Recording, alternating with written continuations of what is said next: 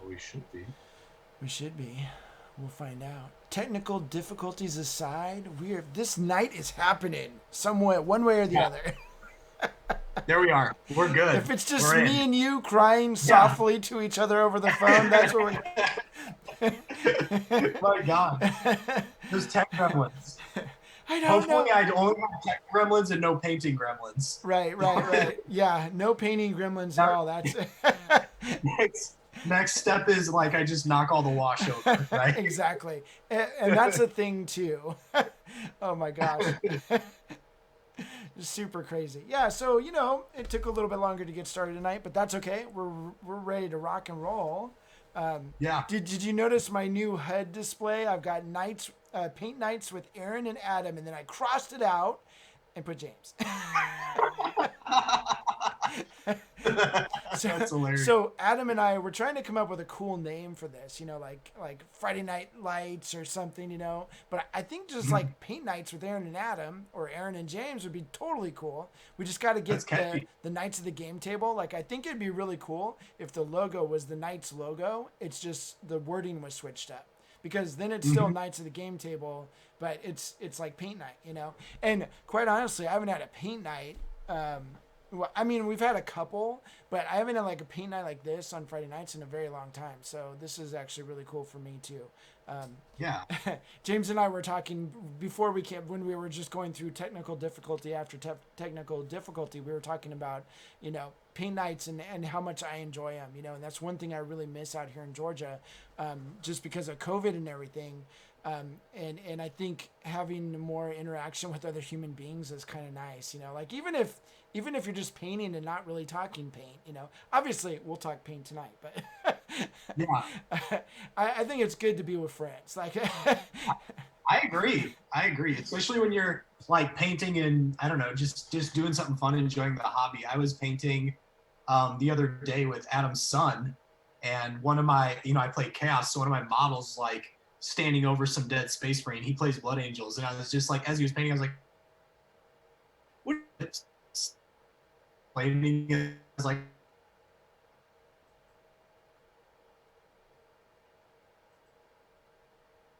we just froze. Can you hear me?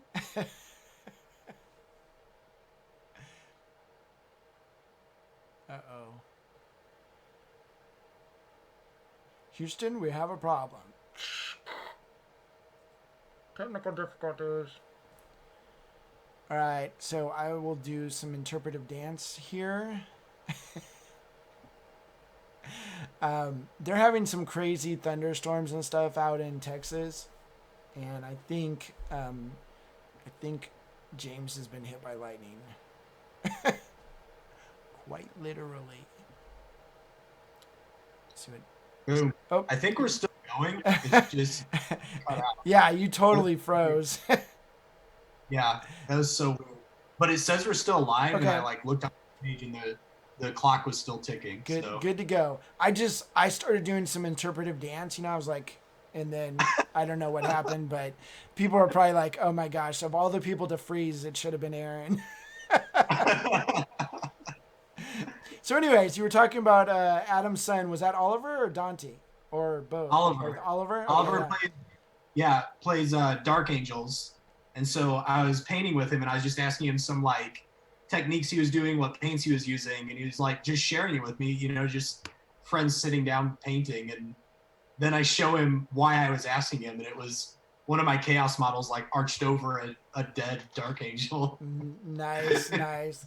I think it's funny because we did a little convention down there last year, I think it was, in San Antonio, and I sort of painted on his tank. I think in one of our live streams, in the airbrushing one or something. But he was pretty stoked. I didn't do much, but he was like over the moon, like Yeah, this is cool. yeah, And of course his dad didn't have anything from me, so like I think he lorded that over him for a little while, but then I did that 14-day paint challenge, and now Adam has a fully painted army by me. And it's like, yeah, yeah, I right. think he can lord that over his son now. But I'm sure Oliver plays it every once in a while, so I mean those powers of chaos really do they really are luring, you know, like you Mhm. know, I was a good guy for a long time. And then I was like, you know what, I'm going chaos. And now 25,000 points of chaos later, dude, I'm rocking it. Like I really That's enjoy all. chaos, you know, like it just, because I think and I know we're not talking painting, but who cares? I think, part of chaos that's cool for me is there's different factions. So you got like Nurgle, you got Khorne, you got Slanesh, Yeah. you got, you know, you got Black Legion, you got all these different, like you got Night Lords, and they can all be painted differently, but yet because of like Black Legion, they can all be the same army. So Exactly. like I have 120 Khorne Berserkers in my Khorne army. You know, Hmm. that was back when Khorne Berserkers sucked really bad. I mean, they might still kind of suck, but they really sucked for a while. But in Apocalypse, there was a couple things you could take that made them insanely good. And so I was buying them off eBay painted for literally less than $1 each, like Forge World ones. And so Hmm. I got 120 of them. I would get these painted miniatures and then I'd fix them up, you know, probably do a few things that I'm going to show you here tonight, and Yeah. like really not spend very much time on them because they were already painted. And then boom, I've got them in my army. And I would just like, you should have seen my opponents when, like, you know, 12 or 10 drop pods come down filled with Khorne Berserkers, you know, and just start raiding the back of their army. You know, it's like awesome. I love doing Oh my stuff god. like that. But those guys are all red, so I had fun painting red and gold. And then my Nurgle army Hmm. is Nurgly, you know. And then my favorite is the Iron Warriors. I read the book Storm of Iron, and if you ever get a chance to read that book, it's freaking fantastic. Okay. So it like literally the whole book is a battle. Like there's no love Nice. story on the side. There's no like guys running across somewhere. You know, it's just a battle. The whole book, and it's awesome. And then the Iron Warriors just decimate the Imperial Guard and the Space Marines, everybody. They just wreck them, you know? I shouldn't give too much away, but it's a really good book. And so that inspired me to be an Iron Warriors guy, you know? And so Cool. my main force is Iron Warriors, and then I expanded out of that because eventually you get tired of those chevrons and painting silver Mhm. and black, you know? And so, so that's what I really like about Chaos, you know? Plus it's evil, and, you Yeah. Exactly. know, we all like evil.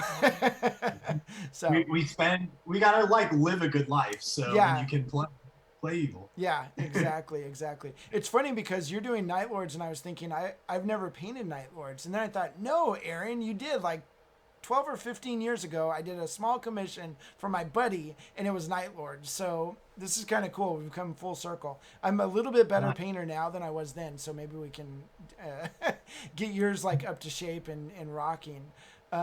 Maybe do some lightning on it or something, you know, in one of our Oh, sessions that'd be as cool. you continue going and stuff like that. Mhm. That being said, I have got. Let me.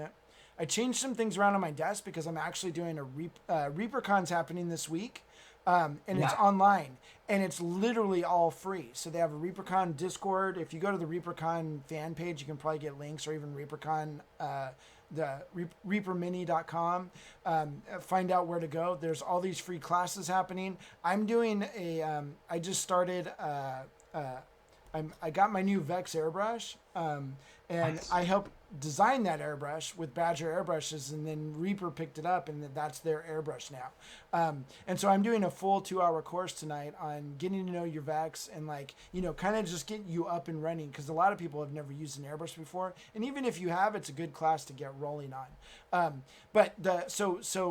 Definitely people who are viewing this, maybe you want to check that out. It's happening at 9 o'clock Eastern, so 8 o'clock Central. There, and it's gonna be really cool.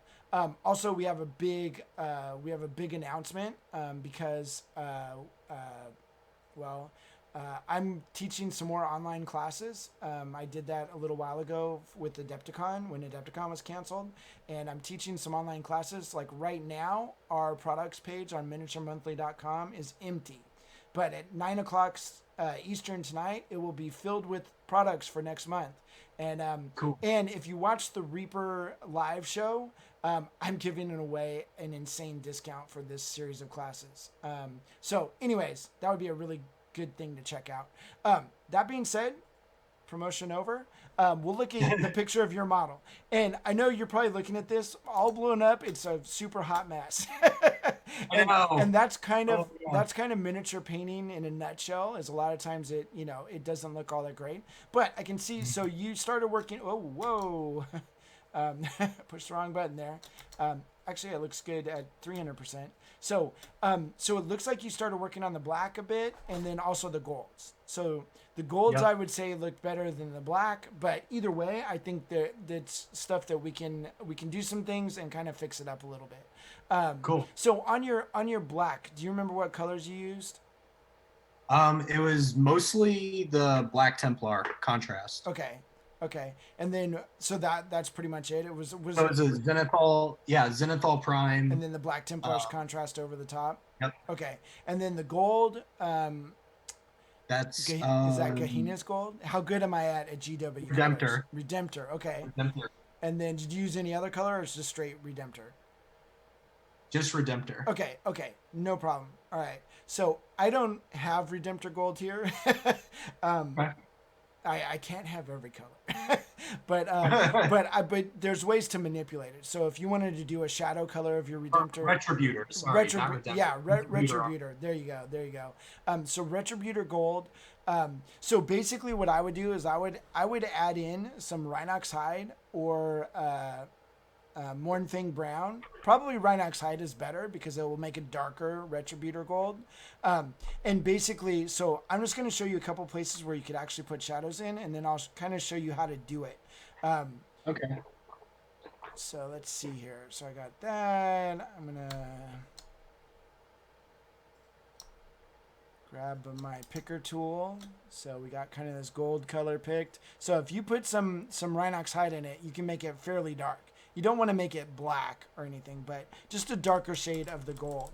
Now you're just using regular paints to do this, so it will actually cover pretty well, or it should.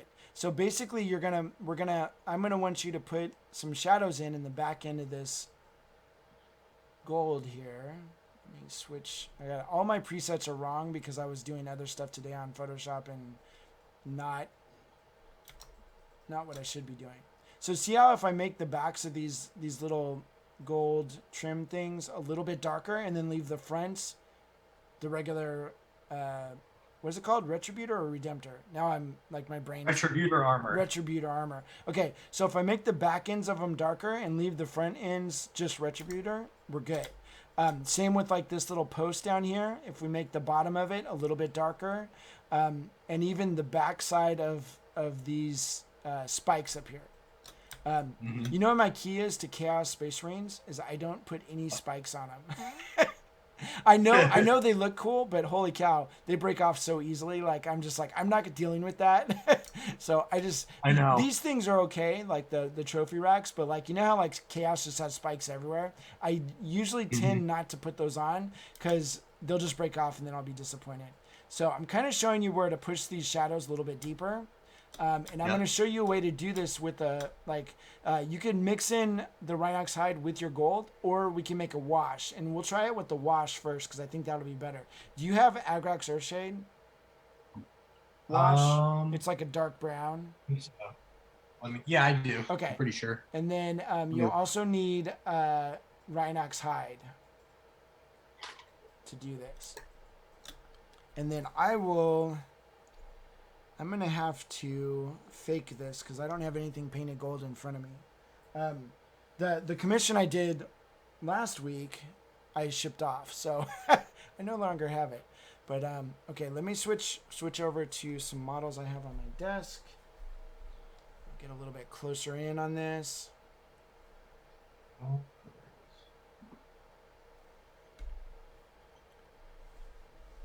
So basically we need to do some shading.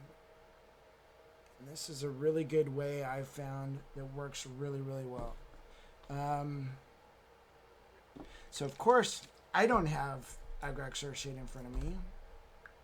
So I'm super prepared. I have every other shade of brown that GW makes. So I'm just going to make, on my palette, I'm going to put Reikland Flesh Shade.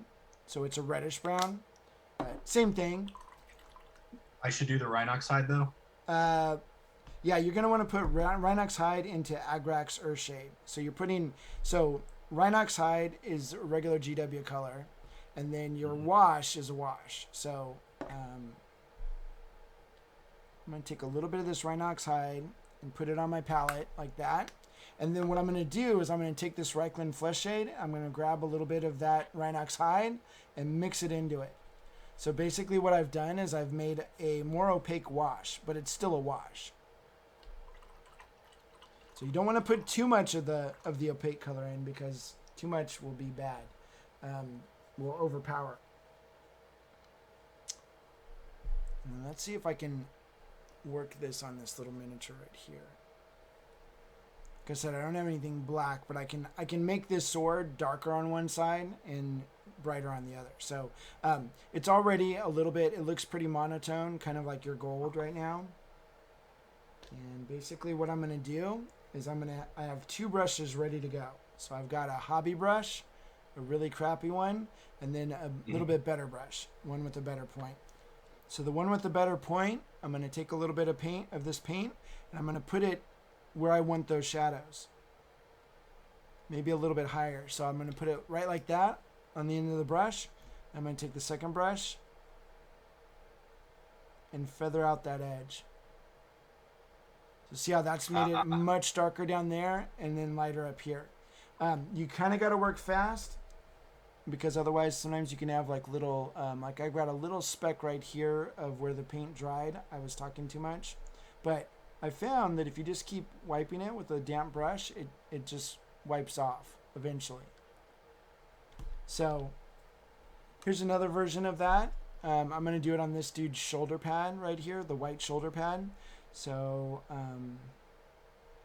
this is a pretty drastic dark color, but so I'll put it right, a big blob right there, take my second brush and wipe it away and pull it up on the edges. So now I have that gritty, dirty edging to that shoulder pad, but without, but it blends in pretty good, and it's super duper fast. Like you saw how fast that was. So simple. So simple yet so difficult at the same time. I know. I know. So I'm just kind of working that grittiness around his shoulder pad right here. This guy actually has gold, so I could put a little bit on his shoulder pad right here. So let's say this is where I want to put that shadow. Place it in.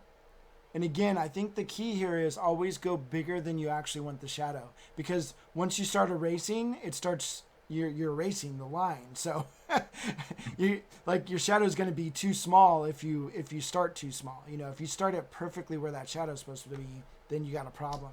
So if we go back to this picture right here, so if you see, basically I would have and let me change my opacity here. I'm just going to change the color so we can see it. So if I was applying the paint right here at the bottom, oh wait, how did I not?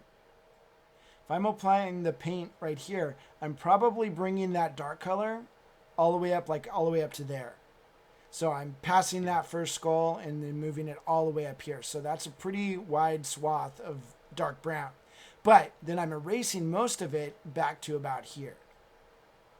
You know, so there'll be a little bit of darkness up here, because obviously as you start erasing, it's sort of blending too. So it's a little bit dark in here, mostly real deep and dark back here. So does that make sense?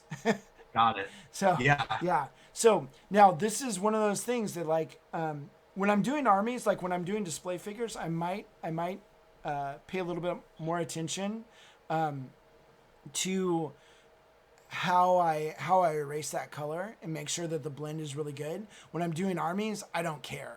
You know, I just it's kind of blended. You know, I do it really quick. Like you're seeing what I did on my screen, I did it really quick. You know.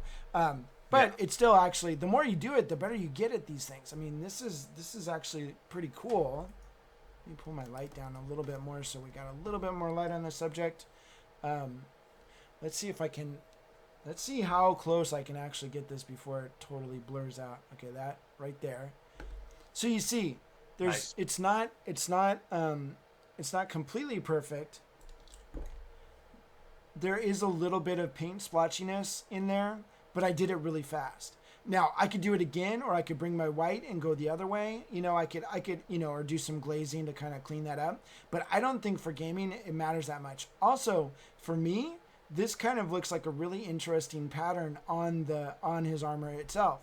So if I was to, Yeah. like, if you want to go master class on this, if I was to go, okay, so that's what is it called, adamantium armor. So this is the adamantium armor, and maybe it's cracked over years of surface. And so maybe I take my really fine detail brush. Eyes don't fail me now. And I'm just kind of gonna add a little bit of darker brown, not on the entire line, but just in spots. So it will actually look like this is all cracked and stuff like that. So like Cool. the cracks are deeper in certain areas than in others. Actually, that I totally dig that. That's pretty cool. So, and then I could come back. I've got a little white on my palette. And come back and just do ever so slightly a really light white highlight right under this crack right there.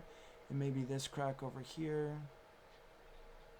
So you see, we kind of took something that some people would say, oh, that's a mistake. And now we've turned it into like cool battle damage or just realistic weathering or something like that. So that's cool too. Yeah, that's like what it's all about, really. Yeah, adapting.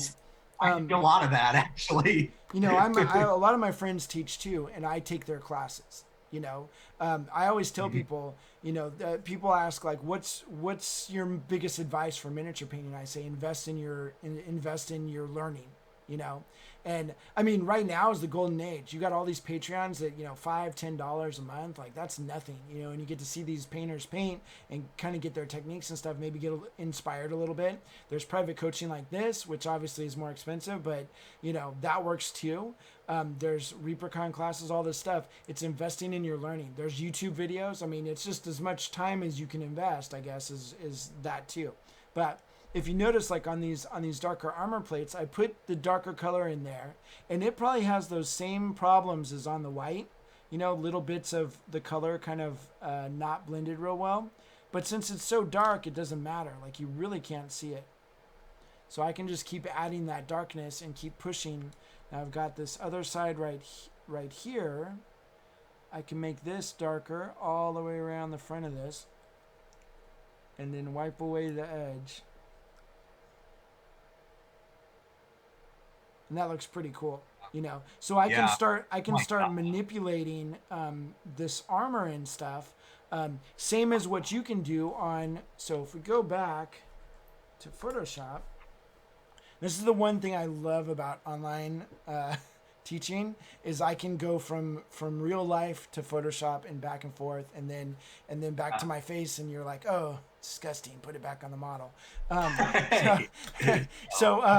So we come back to this one, and if we take, let me Control Z, back to here, you can see where we push those shadows down here. And I'll send you a copy of this when we're done, so you actually have something to work off of. Kind of an idea of where I put the shadows, and at the end of the day, everything I tell you is an idea. Like you get to make the decision yourself as to whether that's something you want to do or not, and that's where I think your own style and everything comes into play.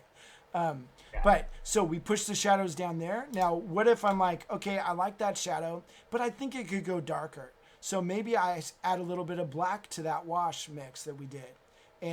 But I only apply it way down here at the bottom. So let me switch this back to lower opacity. Back to hardness. So we soften up that, and you make the very back of this trophy rack really, really dark down here. Maybe right in here a little bit darker. And then maybe on the back side of these poles are really easy. I slap the paint on, and I take my brush on the side that it's not supposed to have any shadow, and I just rub it. Yep. And it feathers out that edge. It's really awesome. Like those like pulls like that used to always give me fits because it's like how do I paint the darkness in there and make it blended and everything, and then I found out you just wipe it away. You could use your finger, if your finger fit Cool. in there. If you have Yeah. nice tiny hands like I have, you're perfect, but so so we get that shadows in there, and now you've got that. Now, let's talk a little bit. So that's in shadows and stuff, and we kind of talked about discussing defining areas and stuff. And this is one way to define different areas of your model. I use that hybrid mix of the wash with paint, with acrylic, like opaque paint mixed into it, and that kind of gives me a little bit more punch, a little bit more opacity to that wash, and I can make things really dark that I need to, but very quickly. One of the big problems with washes is you put them on, and then one, they take forever to dry. So if you wash the whole thing and then it dries and it's not as dark as it looked before, and so you have to put it on again and again, and that's too long for me. And also it's not controlled enough. So if you can just put in these little washes that are much more strategic and do a lot more work for you, I think you're good. You get the shadows in there really good. So let's go back over to your main paint job here. Now you used contrast paints on this, right? So I really need to pick up some contrast paints because I'm not sure how to paint on top of them. So I think one of the things here, maybe when you're doing your next, so when you zenithal prime this, are you doing the rattle can or did you guys airbrush? I'm doing rattle cans. Okay. So if you have time tonight, you should definitely check out that Reaper thing. It's actually being recorded, so Yeah. you could check it out another day or something. But that will give it kind of give you your first taste of airbrushing. And I know Adam has all this stuff. He just bought a Vex. But I know he has like a Patriot and all that stuff. So we could go over some airbrushing too here eventually. But also, if you wanted to, there's always the miniature monthly, the month-long classes that I've been doing. So there's that too. Nice. But you have options. But what I think I would do, I think I would have brought up my zenithal prime on these guys a little bit lighter. Just because your highlight area is a little bit inconsistent up here. And the hard thing for me, like I know what I would do if it was regular paints. Like if you'd used Incubi Darkness and wet blended that, with white or black or something, like that's a little bit easier. But with this, it's a little bit different because it is contrast. So I think what I would have done is maybe on your next ones, maybe experiment on one of them and maybe put a little bit more white. Just bump it up a little bit because I don't know how, not seeing this when it was originally primed, I don't know how white it was. So I don't know what the contrast did to it. I don't know how much it knocked it down or whatever. So my first thing would be make it a little bit whiter, especially up top, because when you put that contrast paint over it, then that way you have a little bit more like sort of highlight areas up in the top area of this model. Now black, when you're doing Night Lords, it's that bluish black, right? So it's kind of difficult because you don't want to go too light because it is black. It's a really dark color. So maybe if this top part, let me see if I can just bump up these highlights a little bit just to kind of give you an idea where it could be. So maybe all up in this upper area is a little bit lighter, a little bit brighter. So it's a touch and go type thing because this is like you want it to be really dark, but you still need highlights. So maybe if it was just a little bit lighter like that, it still looks black. You still have these deep dark shadows and stuff, but it's just a little bit, the highlights a little bit more. And then it does. That actually like made a big difference. Yeah. So like even like on like I actually like see how his hand is. I think his hand is perfect for that technique. So his hand is nice and bright, but it still reads as black because you see a lot of black around it. There's a highlight on his staff, but it diminishes probably because that's where the zenithal prime was up here, like up in front here, and it kind of faded away as it went back. So I like that. There you got this pocket of light right here. That's what you need up here on his jetpack, and then probably Okay. his his helmet and all that stuff. So that would be a thing. Like that's one thing with the airbrush that you can do so perfectly. I think both you and Adam will find out here real shortly that if you start leveling up your airbrushing skills, the contrast paint will be even more effective, like hyper effective, because you will be more effective with your dark light prime at the very start. So you could actually come in like what I would do. I would make sure that the jetpacks got a little bit more highlight in the front, but stayed really dark in the back. So like you would have this really really dark back of the jetpack, and then the front of it would get lighter. So see how that dynamic, it's Cool. pushing you forward. So all you look at is Yeah. the front of the Mini. So this is weird because it's a side view, but you could do something like that. Even on these hands, you could actually spray them so the back of the hand's darker than the front of the hand. I mean, I know that's really small, but that's something that your airbrush can do. Even a general purpose airbrush, a Patriot 105 can hit that mark no problem if you have your technique down properly. So Cool.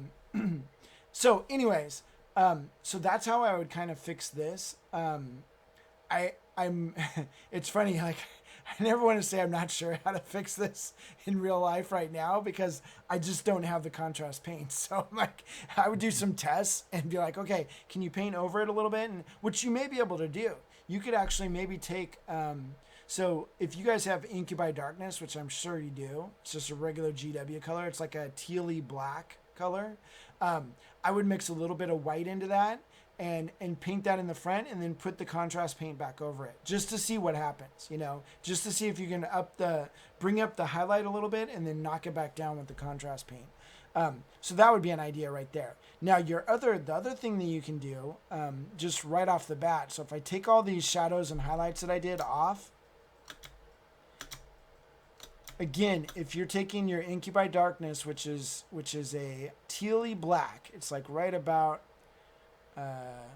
there on my color tool, and we add white to it, so it's gonna be really lighter tealy black. You can actually put that, make a new thing. If I do these new layers, I can actually send you copies of each version, so you're like, oh, okay, I see what he did there, and I see what he did there. Cool. And, so anyways, got this. I'm gonna bump this up so you can actually see it. So if you take that tealish, light teal color and just edge highlight some of these edges. Now there's a couple ways you can do this. Either you can dry brush it on, which is very fast. Or you can paint it on. So you're going to be using the side of your brush and just sort of etching it in, hitting the sides of all those edges. But if you just kind of bring that color in a little bit, you don't have to do every single panel. Like GW does every single panel because that's more of their style and it's a marketing tool. So they show you every single detail perfectly cut out. But if you only hit areas where you think the light would actually hit and reflect off of, one, it goes it goes way faster, but two, it goes way fast, or it looks really good. In my opinion, it looks better than if you highlight every side. So you see, I'm just kind of putting this little highlight in. Oh my God.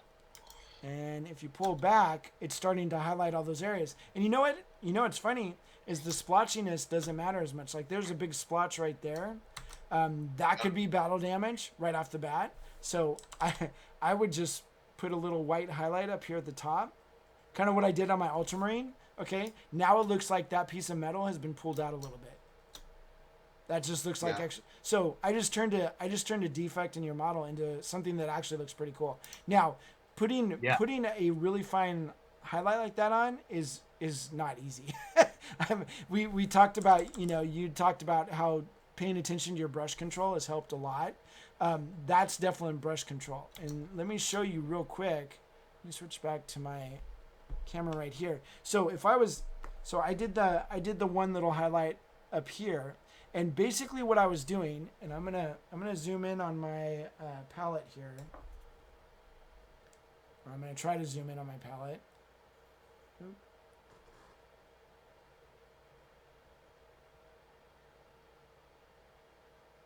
There we go. Okay. and then I got to find my white. So if I'm putting that really, really fine line on, basically what I need to do, I grab my paint.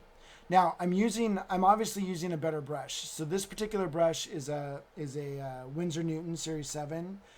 It's a Klinsky Sable brush, so it's a really good brush.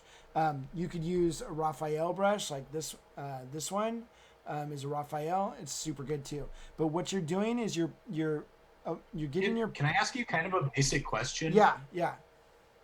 How do you tell like a good brush from a bad, like a not good brush? So there's two good brushes, Raphael 8404, which is this one, and Hmm. then Winsor Newton Series 7.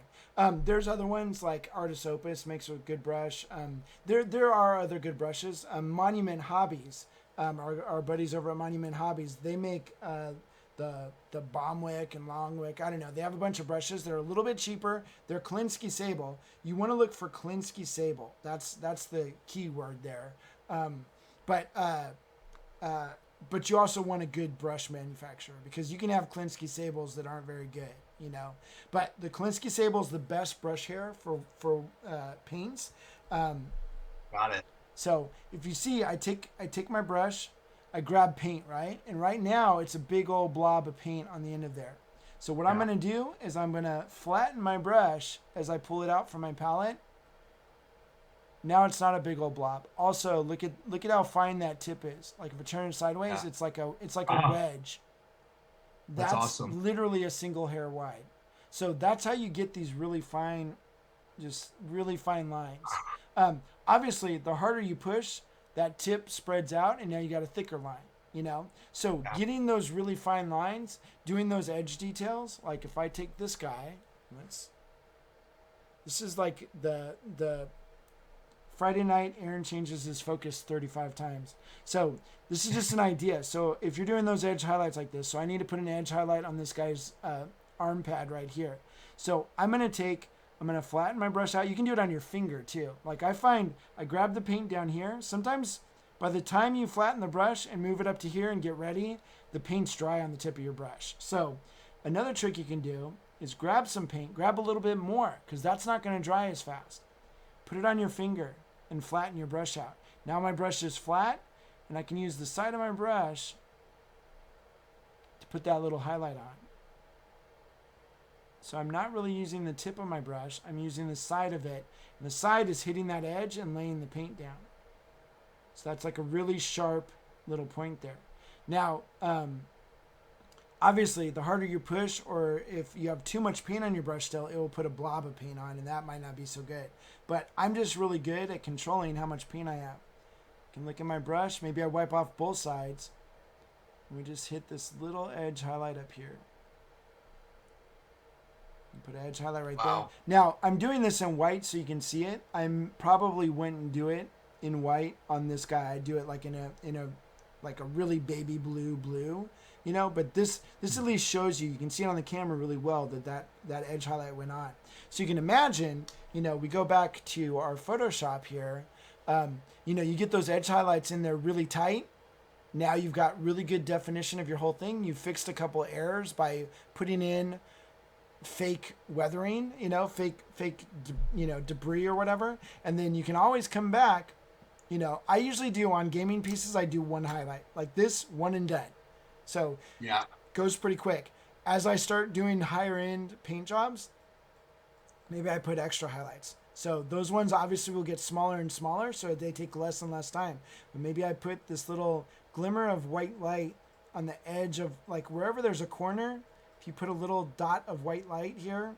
I just did a blinging out your non-metallic metal video for Miniature Monthly, and it was just this. It was me going around putting little dots of light on all the corners. But you see in the end, it can almost sparkle. Yeah. So just kind of I'll just throw these dots in real quick. And I like doing these because they don't take very long at all. So now I've got all those edges are starting to sparkle just a little bit. And that looks pretty cool. So we're starting to get more definition. We're, you know, you're edge highlighting, and then we're also, you know, like on this gold, we're pushing our shadows down. Now, if we go back to the whole, to the washing thing, let me see. What's a good model for this? Maybe this one. So a lot of people, when they're like, okay, so I've painted his shirt here red, and I need to make it darker. So I've got a couple options. I can take my Agrax Earth Shade and put a wash on there. But like I said, it's not real controlled, and you don't always know what it's going to do. So what if I take that mixture, the Agrax and Rhinox hide, and I'm going to put that in some other areas. So I'm going to put it down here, like in shadows. So I put that wash / opaque paint right there. I'm wiping away the edges. And that's starting to make the sides of his body darker. Can do it over here.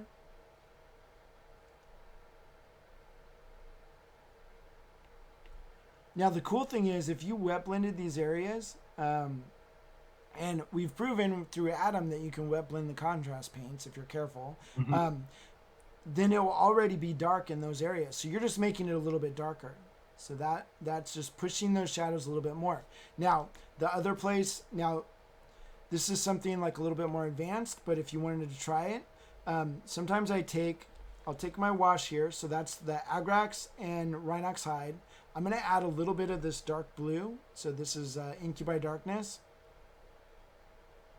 And it actually makes a darker brown because there's a lot of red in this color, and that the contrasting colors make a darker color. I'm also going to add a little bit of black. So I've made a bluish, reddish, black wash. And I can come in with that now. And I'm going to do the same thing I did before. I'm going to sort of flatten my brush out on the palette. And then I can pick out some of the main details. Now on a gaming figure, I actually do this on my gaming figures, and I've gotten fast at it. I'll do the whole figure. I'll literally outline everything with this color. But for someone who's just trying to get it done fast, I wouldn't do this at all. It's just a time sink. But the thing is, if you put your colors on very quickly to start with, and you're anticipating spending an hour per model, like you might actually have 45 minutes to do this. That's plenty of time. Like you can actually get this. So what I do is I just start darkening anywhere where one like cloth becomes another. Like down here is a perfect example. He's got dark brown boots and lighter brown pants, but they all just look dark brown. So I can start putting in between these two colors, even though they literally look the same. If I start making certain things darker, I can make right between his shirt. Basically, you're just tracing everything, making new lines, but they're dark. The reason I don't use pure black is because it's a little bit too harsh. For some reason, this basically makes like a purpley black. The blue and the reddish brown and the black makes a purpley black. And that seems to work really well for this technique. So I just come in, I start laying down. The trick to this is you want really, really thin lines. But I not only do the lines in between different fabrics, sometimes like this guy has a big fold right here. So I'm just gonna shadow that fold, and maybe these two folds. I'll just put a little bit of that in there. Didn't try to blend it or anything. I just kind of lay the color in. I'll come back, and sometimes like on higher end models you got to do this several times. The lower end models I just maybe do it once, but you can just come back in and you just really start defining the areas, so we did our wet blend. This was all wet blended. It was basically these two colors. It was this crimson color and this big top red from Reaper. So the crimson color is on in all the shadow areas, and the big top Reaper I put where it was brighter, and now I just come back in and I shade all around it. So even though those colors looked pretty dark to begin with, as I start putting dark lining around them, it almost lightens them up. It's really weird. Like you just see it better.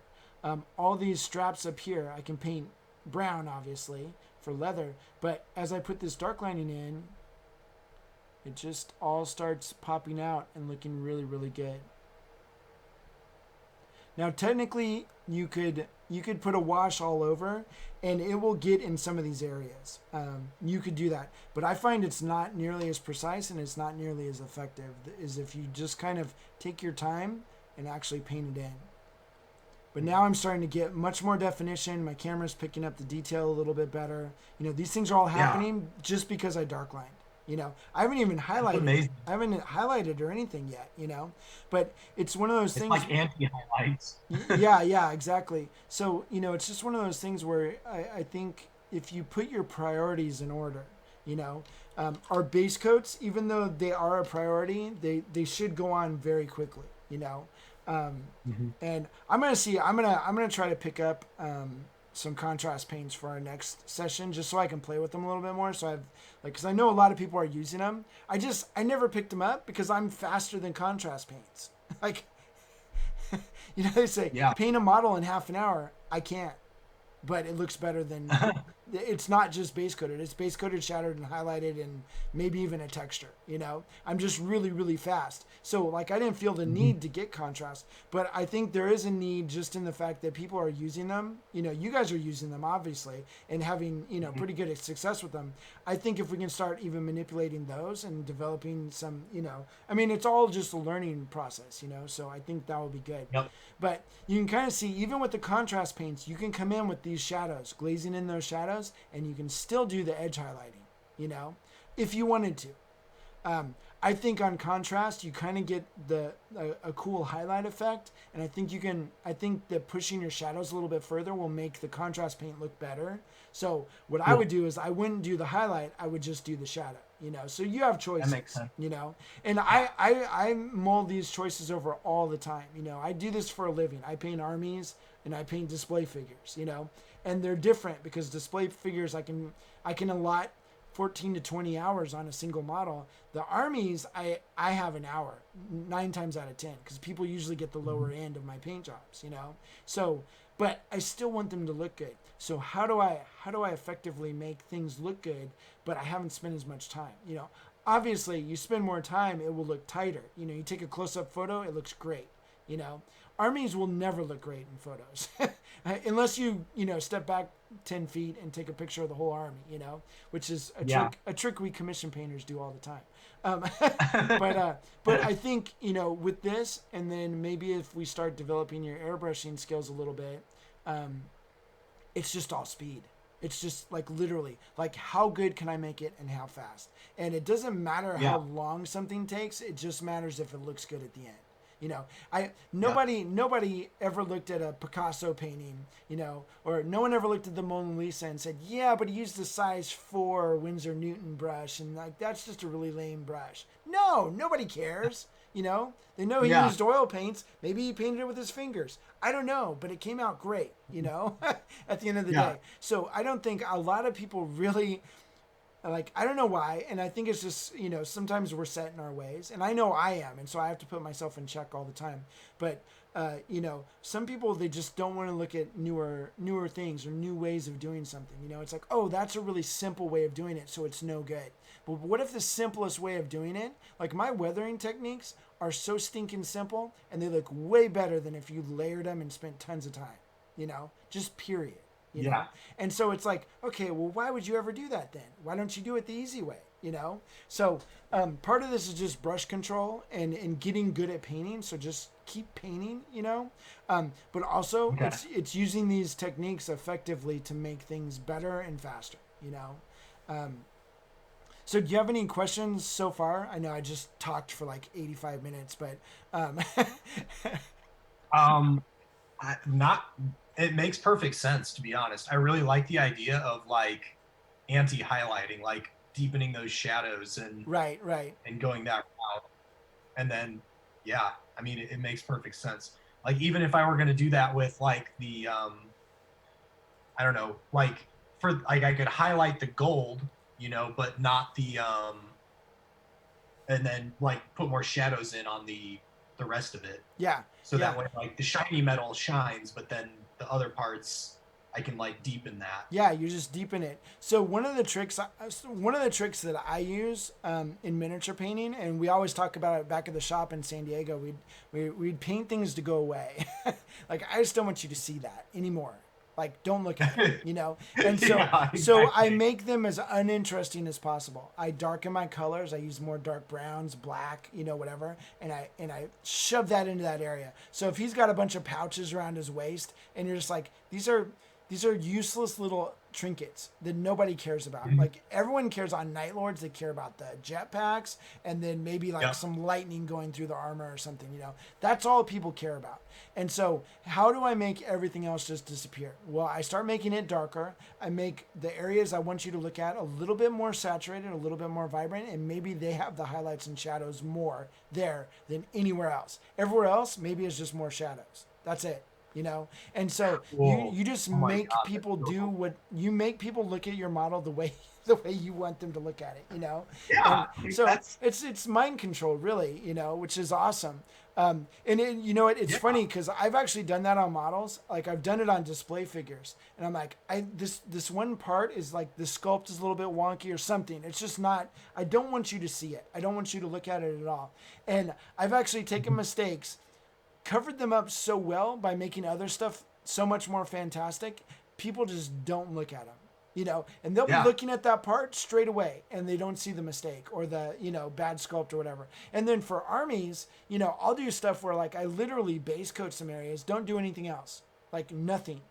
And I just do some hyper highlights on other areas like the face and the gun. Maybe I do an OSL glow off a plasma gun or something.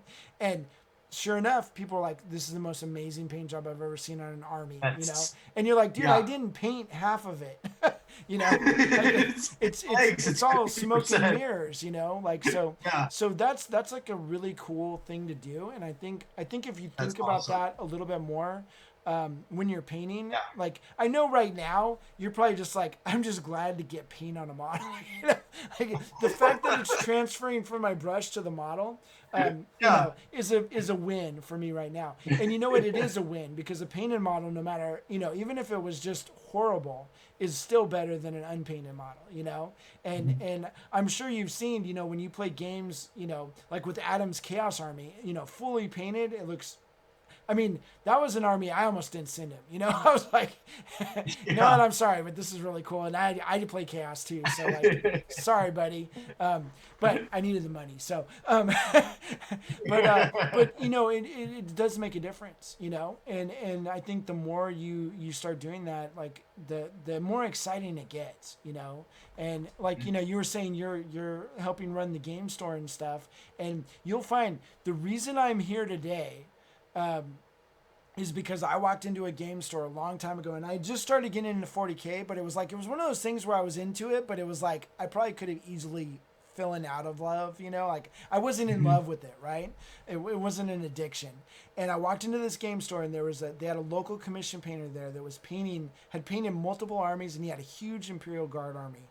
And it like, I mean, talk about pee your pants. Like, you know, it was just so freaking cool, you know? And that, I mean, I was there every other day just to look at those Yeah. armies, just to see those painted models, and then buy more stuff for me, you know. And then I found that I really liked painting and stuff too, and so that like those were really cool inspirational things. And so like as you get better at painting, you know, you guys can obviously you probably have stuff on display at the store and everything, but also you know you can share your, I mean, it's almost infectious, you know, when people are really excited about something, you know.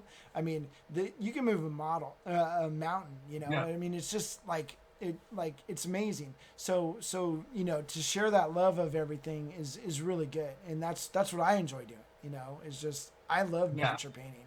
Like I still do to this day, 20 years later. With I mean, because you know, miniature painting sometimes is a bear. Like you know, you just want to like I am so frustrated with my paintbrush right now, or you know, you go to sleep and you think it looks good and you wake up and it looks horrible and you're like, what I happened? know. But the thing is, stick with it, you know, and keep practicing because things will get better, you know. And then like I remember I used to just hope that something good would happen. I didn't know how my paint worked or anything.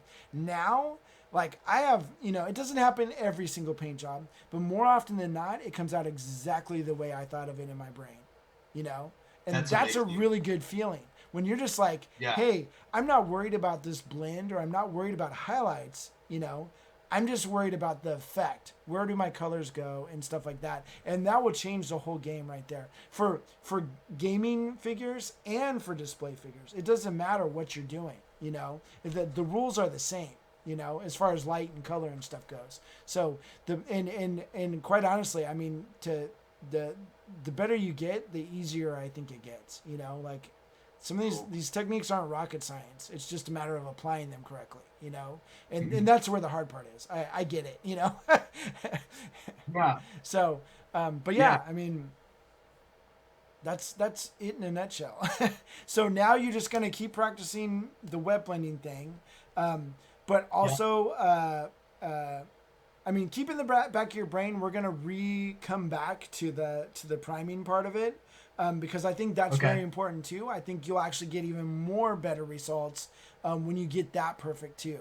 But that being said, practice some shading, doing those shading techniques with the washes and regular acrylics mixed together, and I think you're going to start seeing some differences.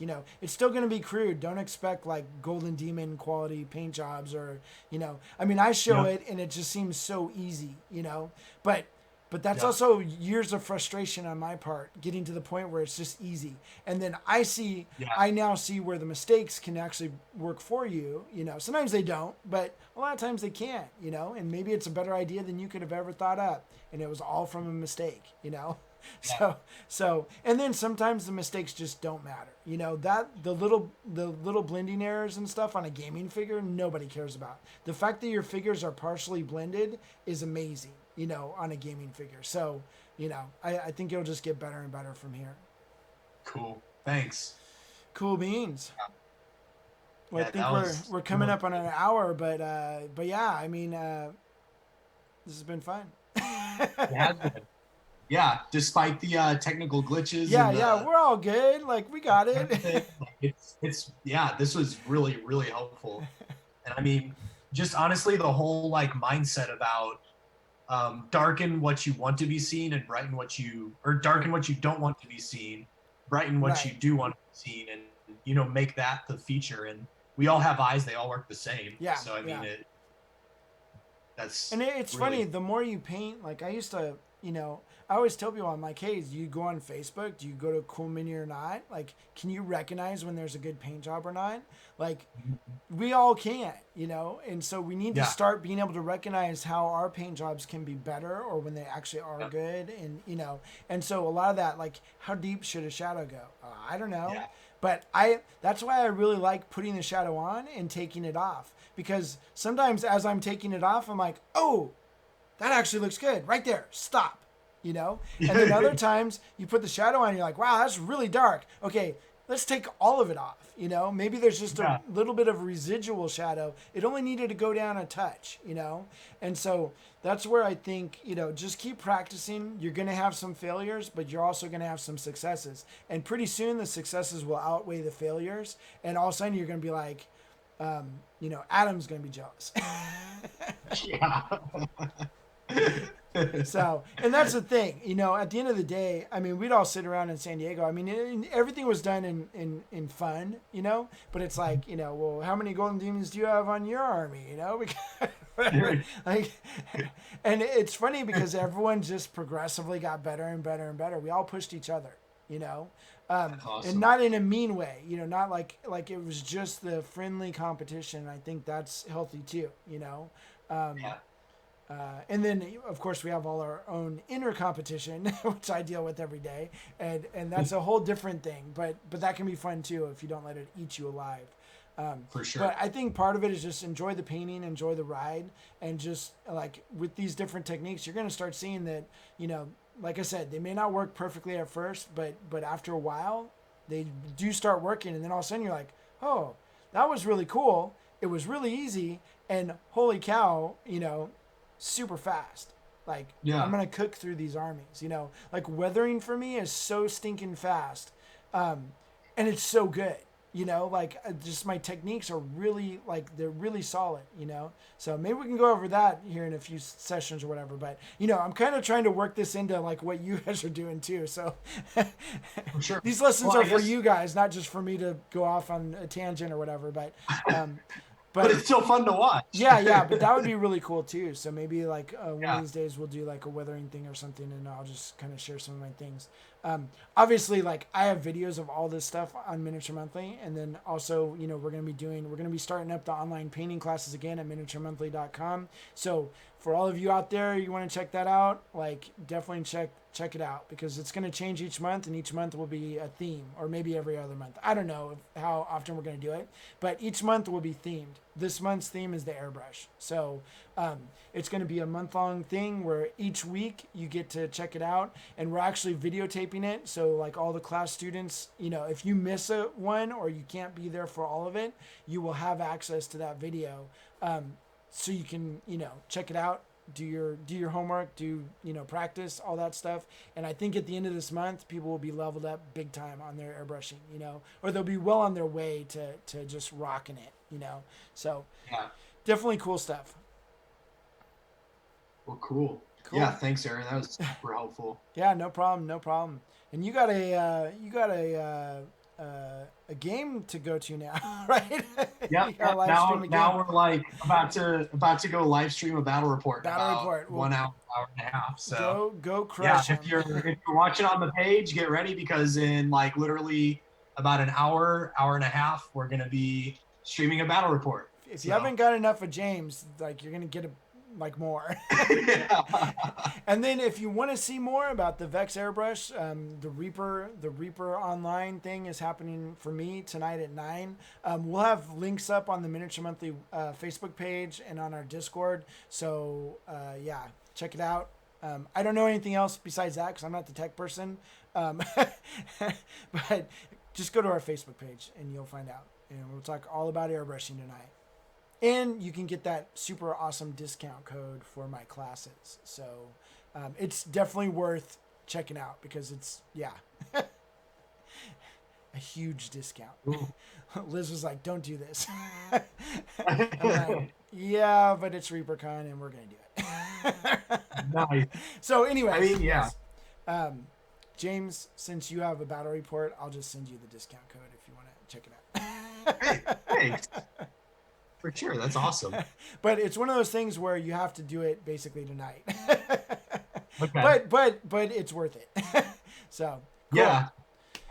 Right on, man. Well, I'm gonna go grab some dinner before my next big session with Reaper, and you have fun with your game.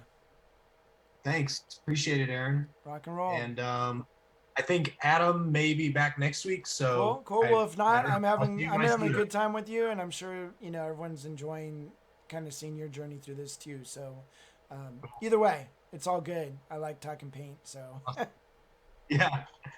All right. Right on. All right, man. Thanks, well, I will talk to you later.